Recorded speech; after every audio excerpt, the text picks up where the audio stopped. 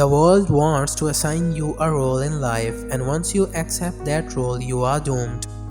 The problem in trying to prove a point or gain a victory through argument is that in the end you can never be certain how it affects the people you are arguing with. They may appear to agree with you politely, but inside they may resent you. Never spend so much time on your studies that you neglect your social skills.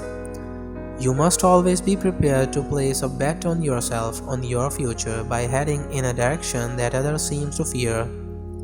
We live in a world that seems increasingly beyond our control. Our livelihoods are at the whim of globalized forces. The problems that we face, economic, environmental, and so on, cannot be solved by our individual actions. Money must circulate to bring power. Power cannot accrue to those who squander their treasure of words. If you are already established in a group, temporary withdrawal from it will make you more talked about, even more admired. You must learn when to leave, create value through scarcity. Subscribe now.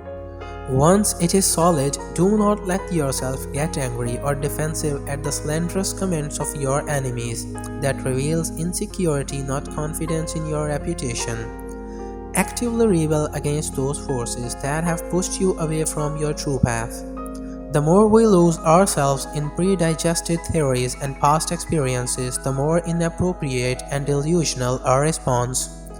This means that you move toward challenges that will toughen and improve you, where you will get the most objective feedback on your performance and progress. You do not choose apprenticeships that seem easy and comfortable. Do not be lured by the need to be liked, better to be respected, even feared.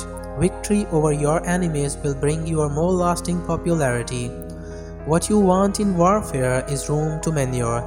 Tight corners spell death. Having enemies gives you options. You can play them off against each other, making one a friend as a way of attacking the other, on and on. What withdraws, what becomes scarce, suddenly seems to deserve our respect and honor. What stays too long, inundating us with its presence, makes us disdain it. We tend to think of our behavior as largely conscious and willed. To imagine that we are not always in control of what we do is a frightening thought, but in fact it is the reality. We are subject to forces from deep within us that drive our behavior and that operate below the level of our awareness.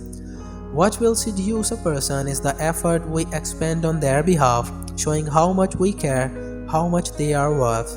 Leaving things to chance is a recipe for disaster and reveals that we do not take love and romance very seriously. Subscribe now.